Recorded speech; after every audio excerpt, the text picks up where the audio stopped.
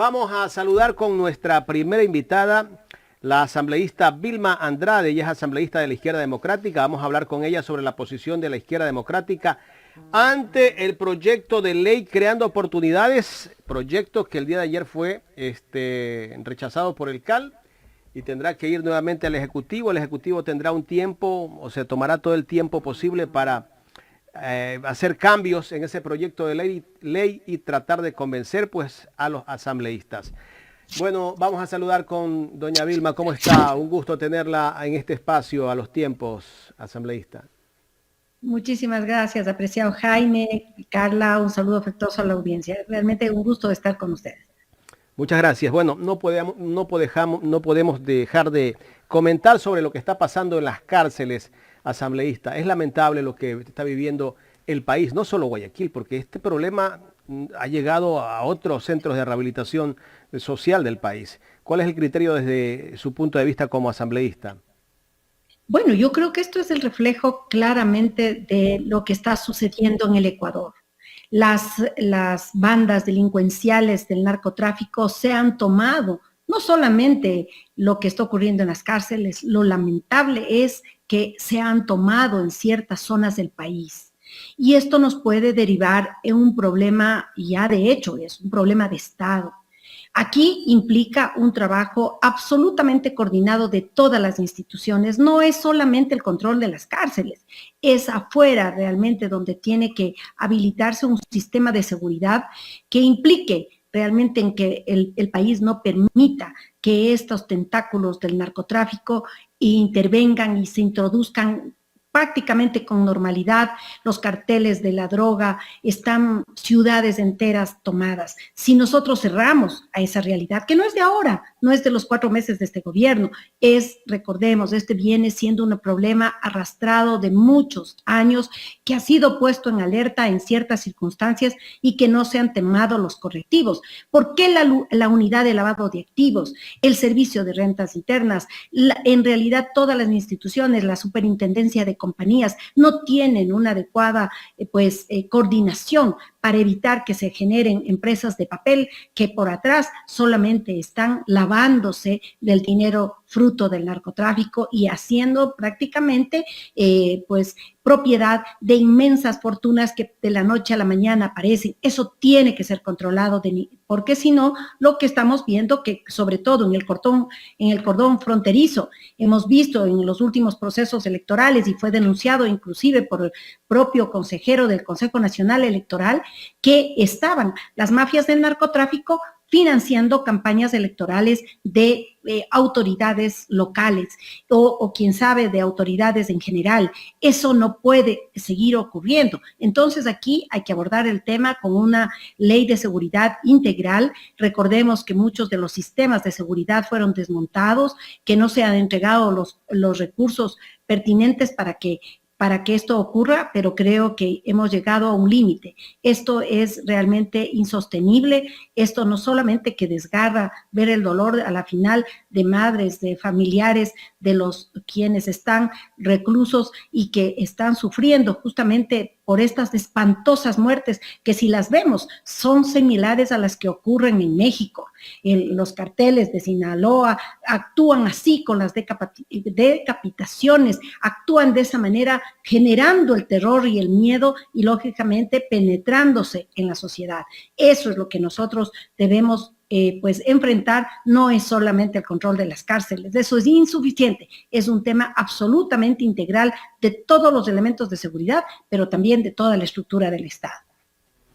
Bueno, mi querida asambleísta, efectivamente lo que usted manifiesta es así y esperamos pues que la asamblea también tome parte en esto, ¿no? Y también se involucre un poco más en este tema sociocultural, por así decirlo, porque es un tema de la sociedad, es un tema de cultura, obviamente arraigado a los demás problemas socioeconómicos que también tiene el país y al que no solamente el gobierno, consideramos que también los diferentes entidades y también los asambleístas deben involucrarse un poco más en el tema de seguridad por el bien de todos los ecuatorianos. Nosotros vamos, las últimas encuestas nos han dicho, Jaime, y lo sabemos, que la gente quiere trabajo y seguridad.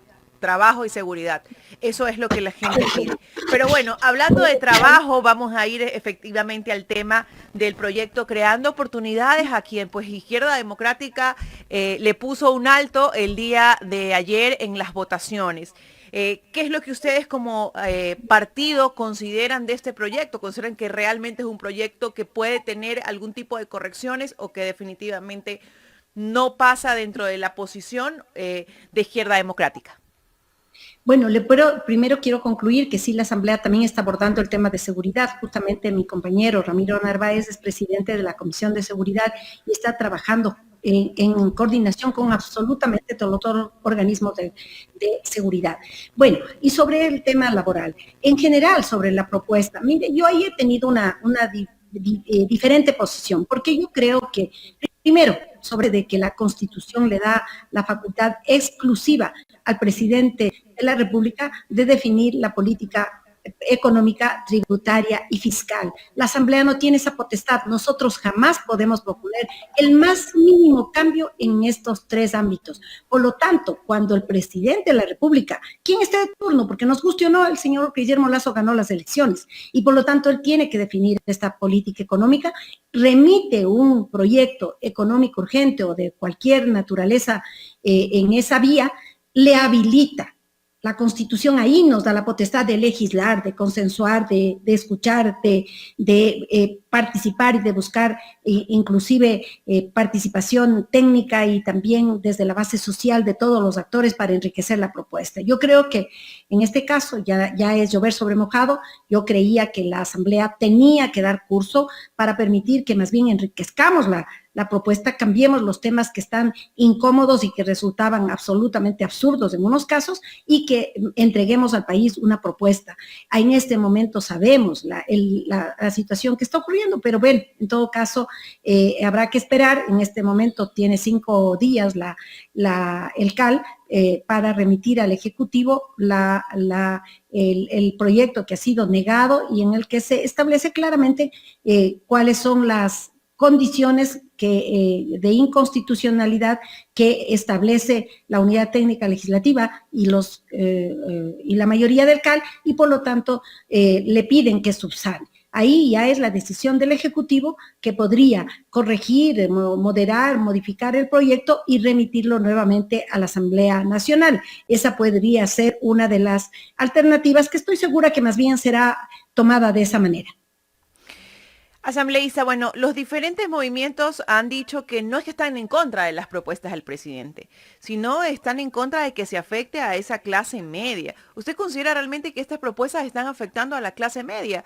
Que vemos que se va, por así decirlo, eliminando, porque ya la clase media ha ido en una profunda decadencia en los últimos tiempos con el tema del COVID, que afectó mucho el desempleo. ¿Usted realmente cree que esto está afectando más a la clase media? Porque vemos que hay otros incentivos, por ejemplo, en la ley tributaria o incentivos de pronto en esta, digamos que ley ambigua que quieren poner del trabajo, donde se le da bastante prioridad a empresarios, al tema de las empresas, y se afecta de una u otra manera a la clase media, que es la que ha quedado prácticamente en el limbo. Dos distensiones para poder analizarlos, ¿no es cierto? Vamos en orden. En el tema tributario nosotros somos absolutamente claros en que quien más tiene debe pagar más. Eso es una norma y un principio constitucional y así tiene que abordarse.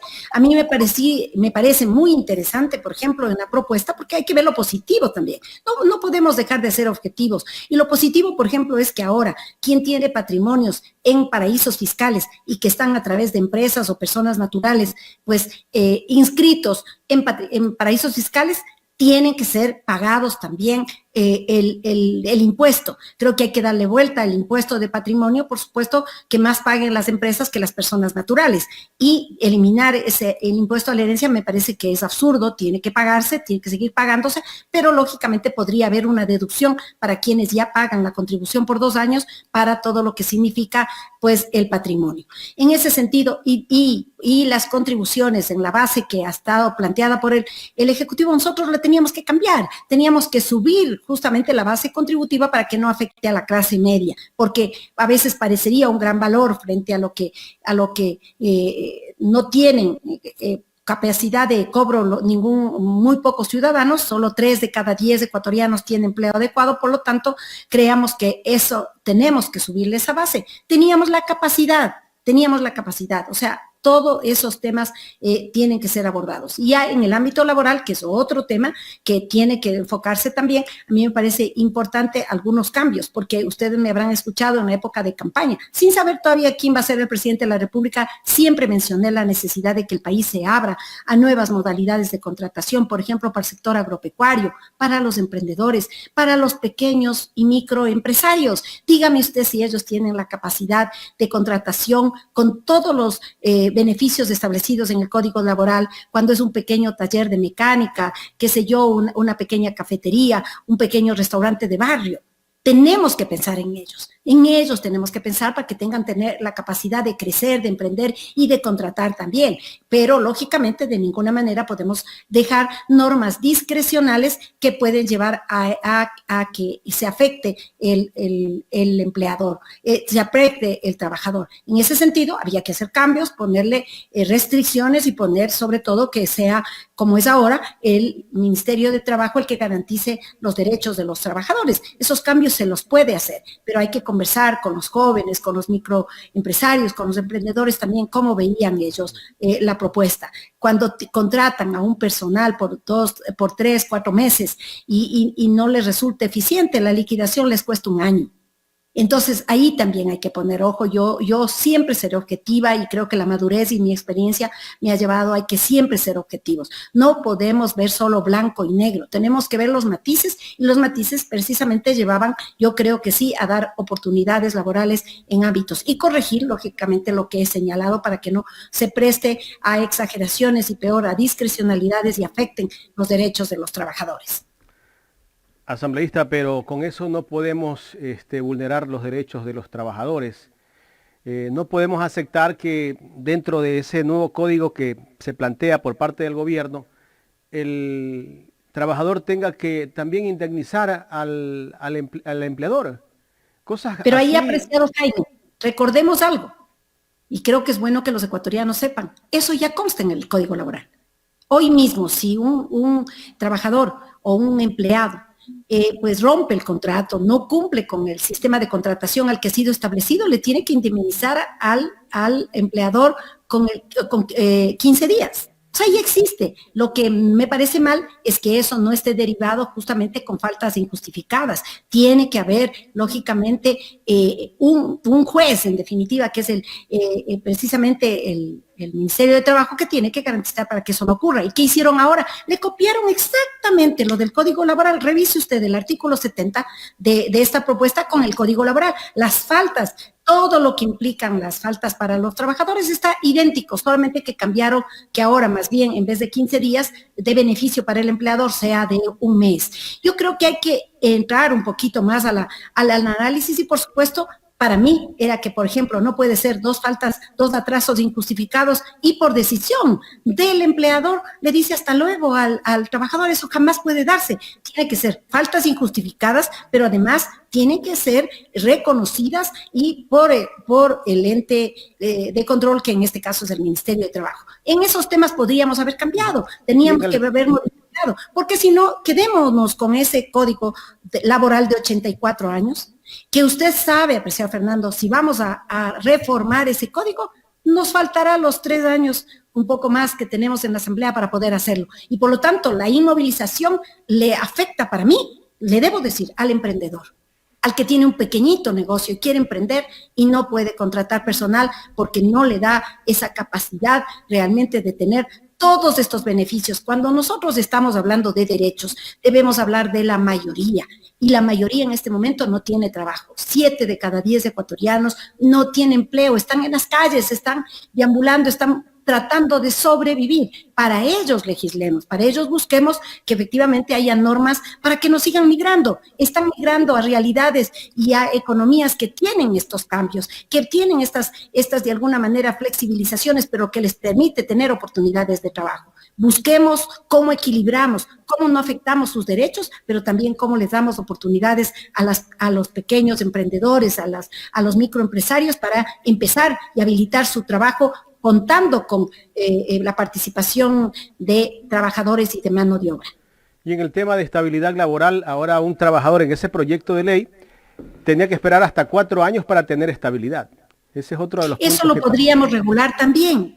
Todo eso puede cambiarse. Recordemos que ya les había dicho al inicio, ¿no es cierto? La Asamblea no puede tener una propuesta así, pero tendrá que llamar a los trabajadores, a las organizaciones sindicales y de trabajadores, pero que también deberían tener y deben tener, por supuesto, mayor objetividad y equilibrio y poderle equilibrar. Si no, hoy son 2 años. Ahora se pretendía 4, yo creo que es demasiado, eso no le va a permitir, ya con los otros cambios que se han hecho en las modalidades o en estas contrataciones alternativas, entonces hay que buscarle cómo esa estabilidad se puede hacer en menor tiempo. O sea, todo eso se ha restringido al negar el proyecto, porque ya no nos dan la posibilidad a los asambleístas de corregir, de mejorar, de entregarle al país una propuesta, porque si no nos quedamos inmovilizados. Y me pregunto, ¿qué va a pasar con todo lo que está pasando en el orden económico en el país? Estamos viviendo una pandemia. La realidad económica y laboral ha cambiado, ha modificado sustancialmente. Nos podemos quedar inmovilizados y, por ejemplo, ver cómo el sector turístico, el sector agropecuario, que es estacionario, que necesita mayor inclusión de trabajadores y contratación de personal en ciertas épocas, porque no podemos negar que un hotel, por ejemplo, está vacío casi todo el año, pero hay temporadas en que necesita mayor personal. Para esos sectores deberíamos también pensar que han sido afectados y que no tienen la posibilidad de mantener una plana de trabajo permanente. Bueno, para ese sector yo creo que hay que ser un poco más flexible, pero también es cierto de que dentro de ese proyecto de ley está de que los trabajadores pueden trabajar 6 días y durante esos 6 días llegar a acuerdos con el empleador y en base a de que de pronto trabajan 6 horas diarias, no tienen tal vez posibilidades de ganar horas extras. Hay una serie de cosas que no están bien. Yo creo que en esa parte el presidente debió asesorarse bien. No sé si el presidente tiene buenos asesores o no sé si el ministro de Trabajo es un experto en temas laborales, porque aquí hay que pensar en que tampoco se puede llegar a una regresión de derechos. Pero ahí tenemos que hablar, por ejemplo, con los jóvenes. Yo le debo decir en la Comisión de Desarrollo Económico, que yo soy parte, que nosotros invitamos justamente a una mesa de trabajo a los jóvenes, a los representantes de varios sectores de jóvenes, de mujeres, de empresarios, de trabajadores que no asistieron, del sector académico. Le debo decir que, por ejemplo, para los jóvenes, ellos ven con simpatía el que puedan distribuir sus horarios, porque les permite seguir estudiando. Entonces sí hay que escuchar, pero a eso hay que moderar, hay que buscar que justamente no se afecte, pero que tengamos estas alternativas que los jóvenes dicen, para nosotros nos va bien, porque nosotros podemos decir que trabajamos posiblemente un sábado, un domingo, una noche y distribuir sus 40 horas como le convengan, pero nadie le obliga. Es una relación que tendrá que darse con el empleador y el trabajador, poniendo los parámetros que creemos nosotros que sí debe constar para que no exista lo que usted señala. Finalmente, asambleísta, sabemos que su tiempo es corto para esta entrevista. ¿Ustedes estaban, la mayoría del bloque de la Izquierda Democrática, a favor de este proyecto? No, de hecho hay este tipo de cuestionamientos. Eso ha sido el cuestionamiento general. Nosotros no vamos a afectar a la clase media, como tampoco podemos afectar a los trabajadores. Sobre esa base, sí, lo que sí habíamos dicho es discutir la propuesta para poderla mejorar. En ese sentido, ahora que ya ha sido devuelto al Ejecutivo, esperemos cuál es el planteamiento del Ejecutivo. Él tiene la posibilidad de corregir, mejorar o remitirlo, inclusive de la misma manera, porque según la sentencia de la Corte Constitucional, se puede tratar diferentes, digamos, una ley con diferentes materias, con tal que exista un hilo conductor, que en este caso es el económico. Y para mí, yo le debo decir que yo sí creo que tanto en el ámbito laboral, el minero, en diferentes aspectos, tiene ese componente. ¿Quién puede vivir si no tiene un salario? Y le afecta o no a su sistema económico y a su vida. Entonces, yo creo que todo tiene ese hilo conductor, pero en todo caso, ahora ya están las cosas tomadas, hay que advertir, hay que señalar que el gobierno esperamos que agote el diálogo para que encontremos en unión entre todas las funciones del Estado Estado, y en este caso particular con el Ejecutivo y el Legislativo, se sienten los altos personeros de las dos entidades y encuentren nexos, y encuentren puntos de equilibrio para no llegar a esta pues pugna de poderes que sería realmente penoso para el Ecuador. Ahí va, el único que va a perder es el país. Estamos inmovilizados por esta pandemia y entonces hay que buscar salidas. Yo aspiro que así sea, y si no, pues el presidente de la República, por supuesto, tiene las posibilidades también, como lo ha señalado, de hacer una consulta popular, porque ese es también una determinación de la Constitución establecida que le da justamente a la democracia directa su participación. Muchísimas gracias, asambleísta. Muchísimas gracias a ustedes, siempre a la orden, un lindo día. Muchas gracias. Gracias a la asambleísta Vilma Andrade, asambleísta de la Izquierda Democrática. Ahí está la posición de la Izquierda Democrática. Dice que ellos esperaban discutir esto en una de las comisiones que podría haber ido este proyecto de ley. Pues bueno, puntos de vista distintos, algunos están a favor, otros en contra, pero lo que sí... E incluso, Jaime, hay que decirlo, ¿no? Dentro de los mismos bloques tenemos asambleístas que unos están a favor y otros en contra. O sea, Exacto. ni siquiera es que en general todo el bloque tiene una misma posición, y eso lo vimos representado, por ejemplo, bueno, sabemos que Bella Jiménez es independiente, pero era parte de Izquierda Democrática y debería tener pues el mismo concepto, pero sin embargo pues votó en contra. Asimismo pues pasa pues con la gente presidenta decía Yoli, ayer que seguramente iba a votar a favor de que ese proyecto de ley pase a una de las comisiones, pero al final pues se viró todo, ¿no?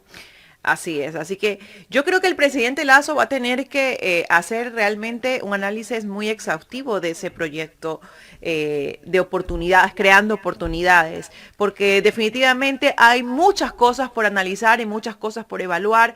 Vemos que hay un descontento en la gente y que definitivamente los miembros de la Asamblea no están de acuerdo. Y si no, pues como han invitado algunos en los partidos, consulten al pueblo.